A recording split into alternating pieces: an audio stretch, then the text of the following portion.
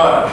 Look, Paul's given me 5 minutes here this morning, and the main reason for that is my history is I've had 10 different companies over the last 20 years that I've bought, sold and built.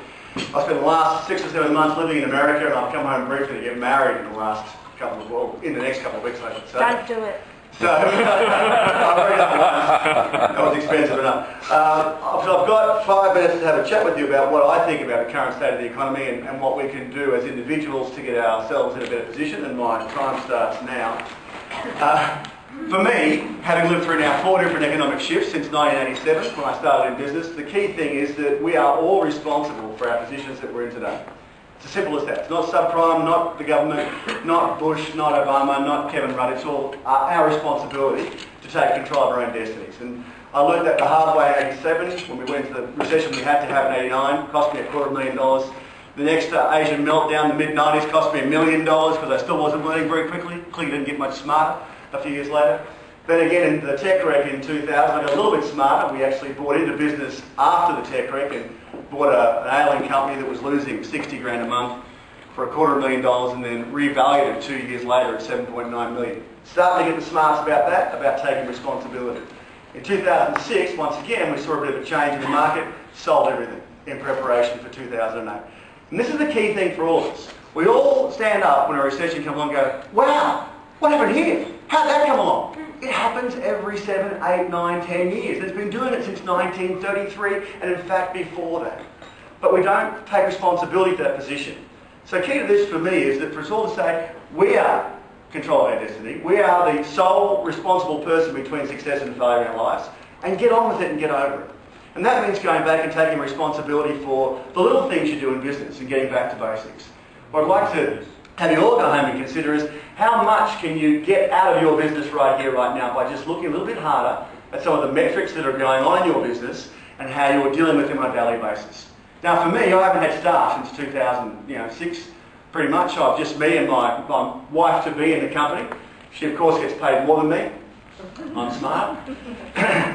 We have no real overhead. And yet, when we sat down in March, when we thought we were prepared for this recession, we sat down in March and pulled another $60,000 out of our overhead.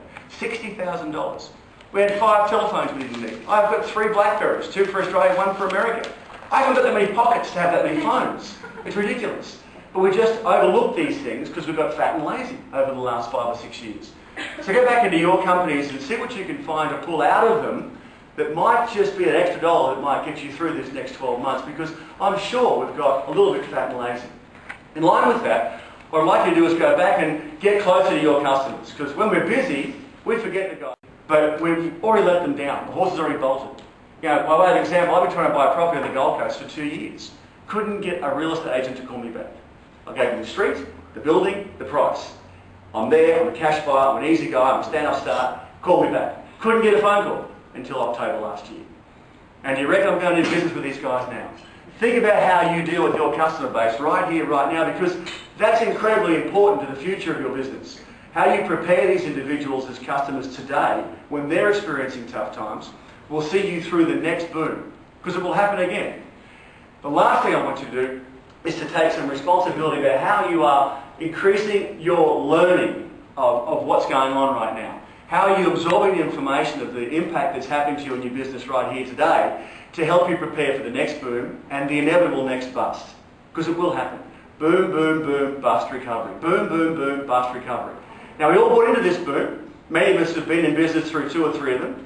How smart are you going to be the next time to prepare for the next bust? Because somewhere between maybe 2015, 2017, it'll happen again.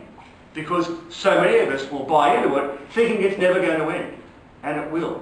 So the learning you have now is incredibly important to the positioning for your business for the next 5 years. And for me, that's not just in a morning like today, it's anywhere you can find it, anyone you can talk to, anyone you can get information from, anywhere on the planet. One of the things I've got involved in just recently is an online learning facility called iLearning Global TV. Little forms on your desk here today. If you're really interested in online learning, this is one of the greatest tools that I think I've found in the last 20 years as a speaker. 100 of the world's best speakers give you information live through your computer anywhere in the world. What can you do in the next few months to improve your learning to help you through the next boom and the inevitable next bust? And take responsibility for that. right here, right now. And it starts today listening to Sergio. And that's my 5 minutes. And you can speak. You can speak. That was great.